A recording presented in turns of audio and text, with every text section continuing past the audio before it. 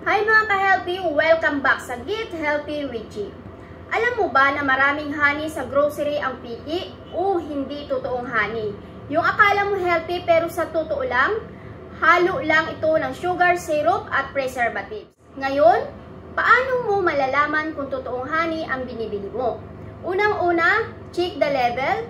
Dapat ang ingredients ay 100% pure honey lang.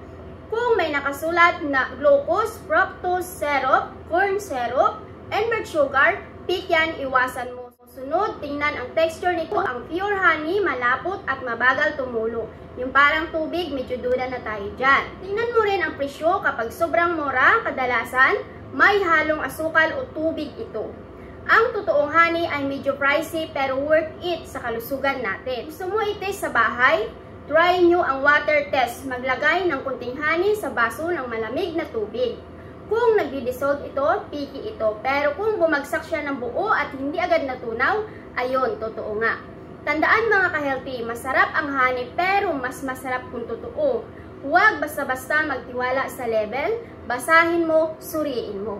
So ayan mga ka-healthy, next time na mamimili ka ng grocery, alam mo na ang tunay sa piki. Huwag kalimutan, kung mag-invest ka sa kalusugan mo, dapat legit. Kung nagustuhan mo ito, huwag kalimutang mag-like, comment, at follow for more health hacks. Hanggang sa susunod mga ka-healthy, stay strong, stay sharp, at syempre get healthy with Jen. Bye!